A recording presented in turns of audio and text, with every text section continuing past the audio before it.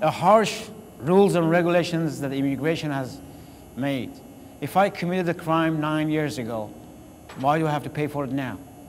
I paid my dues back 9 years ago. I didn't think that because I messed up once, being a legal resident, I'd be deported. I'm going from being an executive to being an inmate.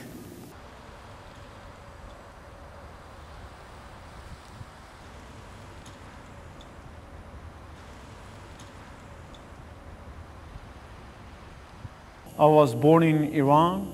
I came to the United States almost 3 decades ago, in 1978, to New York.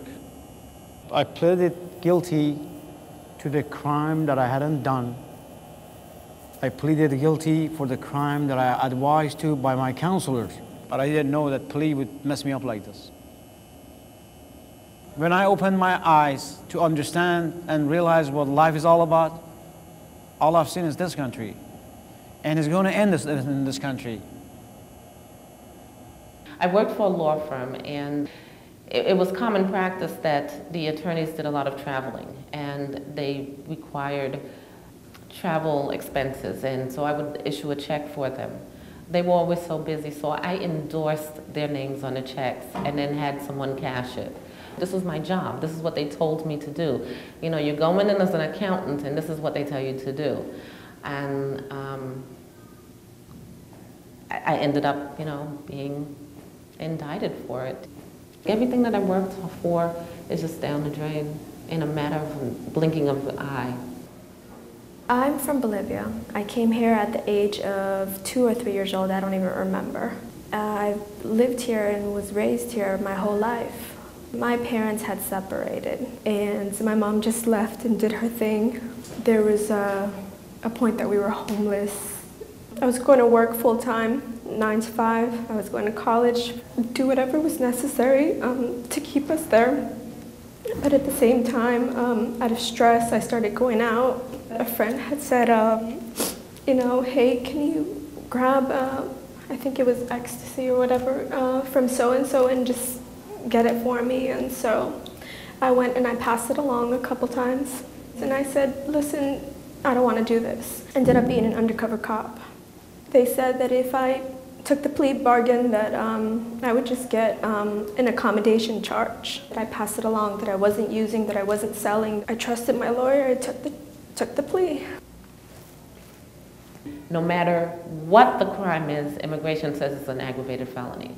And with an aggravated felony, it's mandatory deportation. You know, I mean, no matter what. I've seen people here that are just shoplifters, or someone just urinated in the street, and it's an aggravated felony. The judges don't even judge. They just go through the rule book. I mean, I see when I've gone to court a couple times, the judge, he seems like he wants to rule for my favor, but he can't because his hands are tied. That's the only thing that bothers me, you know, it's just my whole family's here. You know, my mom is 80-some years old. She's a citizen of this country, and she doesn't have to cry her out. I don't have family there. I have no ties there. They're literally going to take me on a plane and leave me at the airport. Where am I to go? My daughter just turned 13. Being a single mom, I'm all she knows. I'm all that she has. You know, they don't stop and think of what it does to the families. Every time they know I'm on the phone, my niece gets on and she says, I love you, when are you coming back home?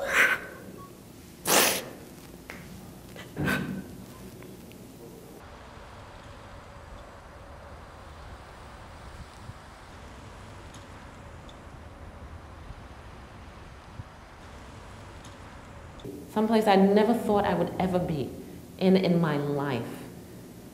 This is a nightmare that I have not been able to wake up from. To me, I am a citizen. And they're taking me away from the only thing I know. Of course I'm an American. I mean, if you come here yourself, at the age of 14. Next thing you know, you're 44. How would you feel?